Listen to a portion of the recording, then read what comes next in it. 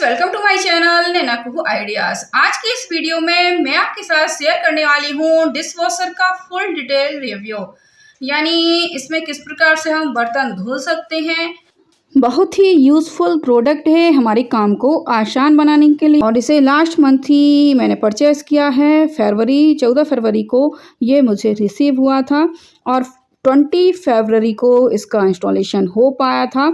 तभी से फिर इसे मैं लगातार यूज़ कर रही हूँ और इसका फुल डिटेल रिव्यू मैं आपके साथ शेयर करने वाली हूँ। ये 14 प्लेस और 8 वॉश प्रोग्राम वाला डिश वॉशर है और ये है मशीन का फर्स्ट लुक। ये है इनलेट और आउटलेट पाइप जो पानी की सप्लाई के लिए यूज होते हैं और मशीन के साथ ही हमें प्रोवाइड कराए जाते हैं। और फ्रंट से कुछ इस तरह की ये मशीन है, इसे खोलकर देखते हैं। ये इसमें 8 प्रोग्राम लिखे हुए हैं जो भी इसमें अवेलेबल हैं।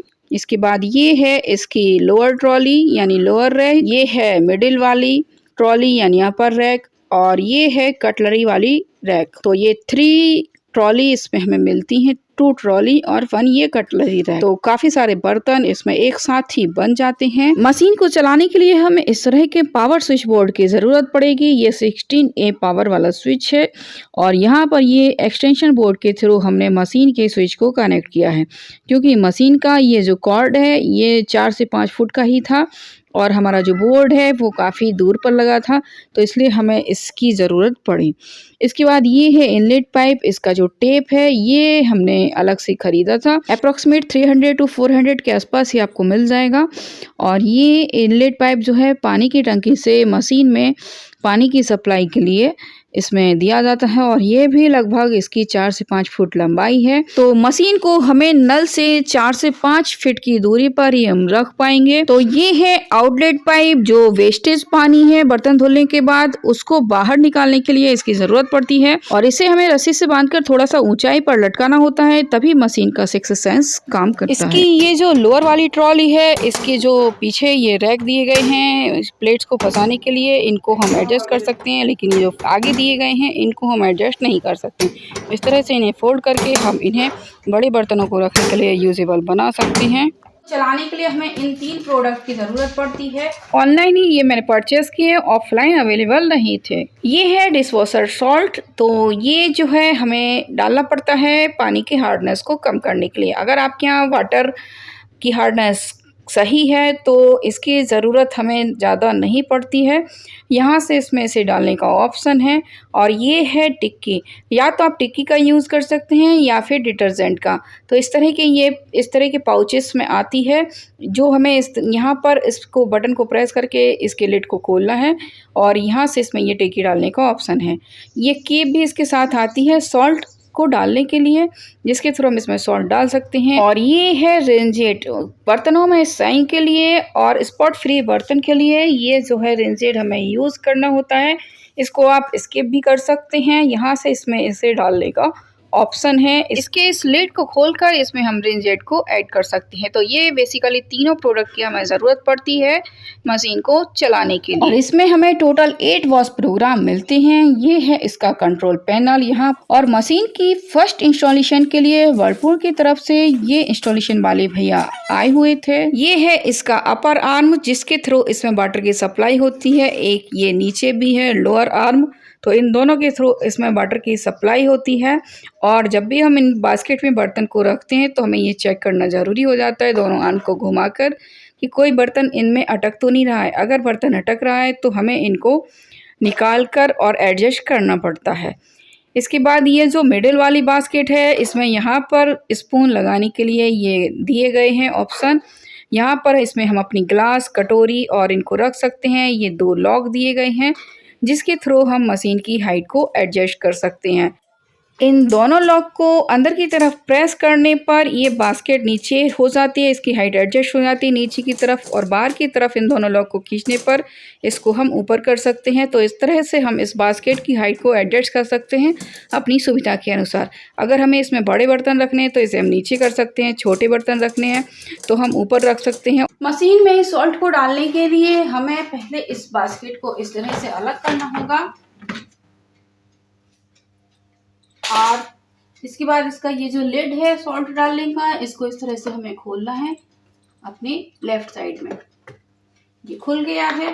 अब इसमें हमें सॉल्ट डालने के लिए ज़रूरत पड़ेगी 1 गिलास पानी की, तो 1 गिलास पानी फिल करना है और उसके बाद फिर हम इसमें सॉल्ट को डाल सकते हैं। और इसके साथ आपको ये इस तरह का ये कीप भी आता है मशीन के साथ, उसको इसमें इस तरह से फंसाना है और उसके बाद हम इसमें सॉल्ट को डाल पाएंगे। जितना भी सॉल्ट की हमें ज़रूरत है उतना हमें डाल देना है, कीप को निकाल देना है और इसके लिड को हमें वापस से राइट साइड में घुमाते हुए हमें इसे क्लोज कर देना। और ये है फिल्टर, तो टाइम टू टाइम हमें इसकी क्लीनिंग करनी होती है। इंस्ट्रक्शन मैनुअल के अनुसार एवरी 30 साइकिल माने 30 बार बर्तन धुलने के बाद हमें इसको क्लीन करना होता है। जो भी बर्तन का एक्स्ट्रा वेस्टेज है वो इसमें इस तरह से फंस जाता है, तो इसे हमें टाइम टू टाइम क्लीन करना ज़रूरी होता है। अब इन बिना धुले बर्तनों को मशीन में अरेंज करके देख लेते हैं। मशीन में रखने से पहले जस्ट मैंने इन्हें पानी में भिगोकर रखा है और इसके बाद इन्हें मैं मशीन में रखूंगी। उसके पहले हमें ये श्योर कर लेना है कि मशीन का प्लग लगा तो नहीं है,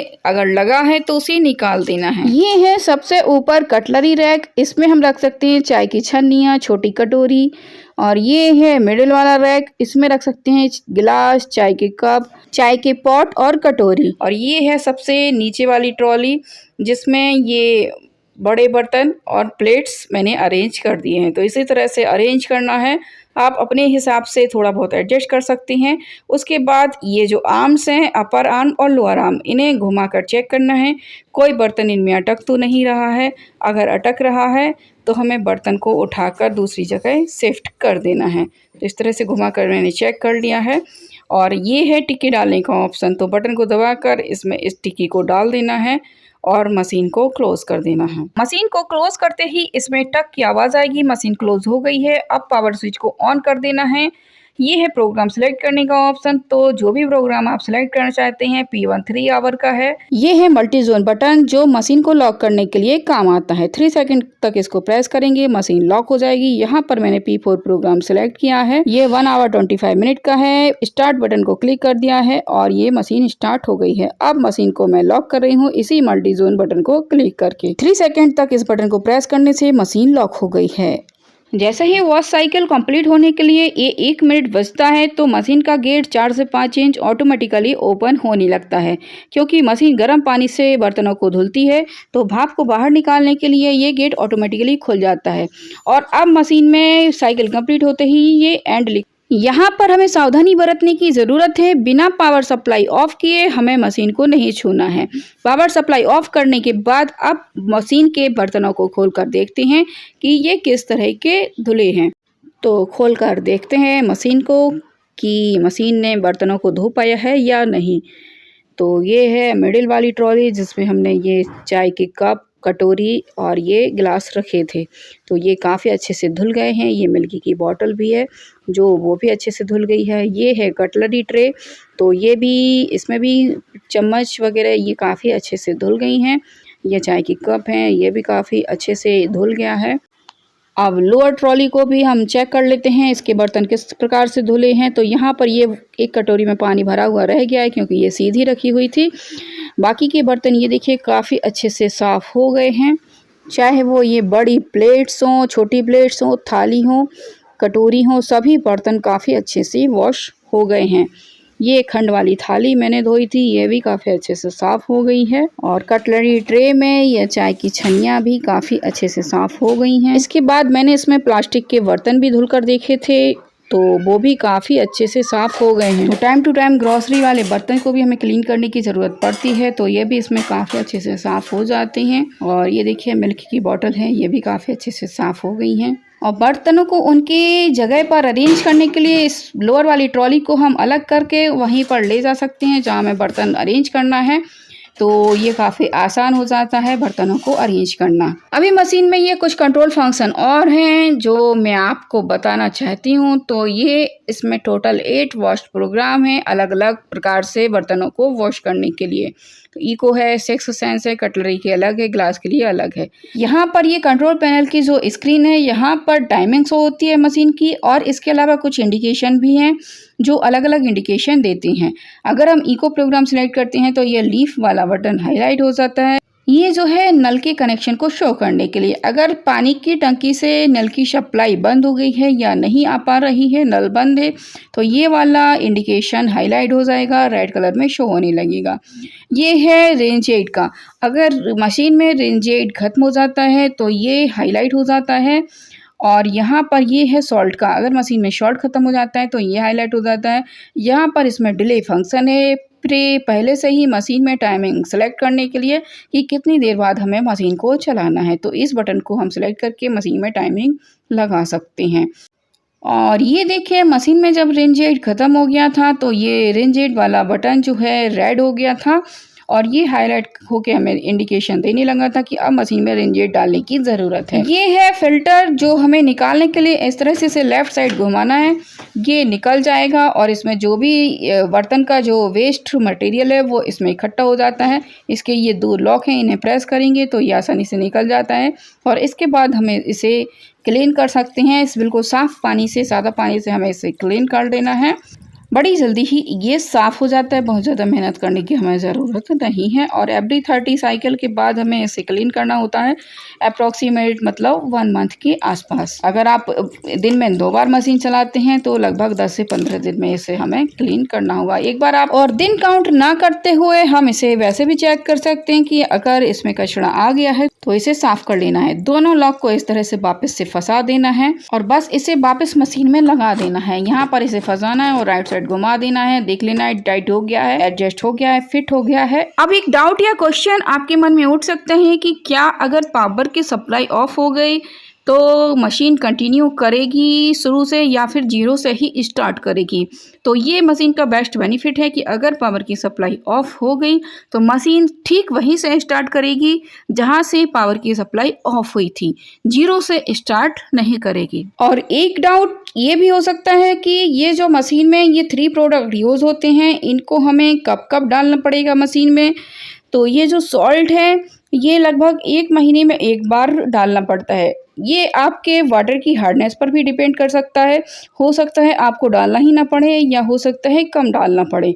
तो अगर आपके यहाँ का वाटर सॉफ्ट है तो हो सकता है इसे डालने की ज़रूरत ही ना पड़े। और दूसरा है ये रेंजेड। तो ये रेंजेड आपकी चॉइस पर डिपेंड है, बर्तनों में शाइन के लिए और बर्तनों में वाइट स्पॉट ना आए उसके लिए आप डालना चाहें तो डाल सकते हैं, नहीं डालना चाहें तो नहीं भी डाल सकते हैं। अगर बर्तन में टिक्की का यूज़ करते हैं तो फिर इसकी ज़रूरत हमें जनरली नहीं पड़ती है क्योंकि टिक्की में ही ये रेंजेड ऐड होकर आता है। लेकिन अगर डिटर्जेंट यूज़ करते हैं, यूज़ अगर हम करेंगे तो बर्तन काफ़ी अच्छे से वॉश होंगे, स्पॉट फ्री। ओवरऑल मशीन मुझे काफ़ी ज़्यादा यूज़फुल लगी है क्योंकि मेड अगर हम रखते हैं तो मेड के कई सारे नखरे रहते हैं, तो उनको उठाने से अच्छा है कि हम खुद ही अपना काम कर लें।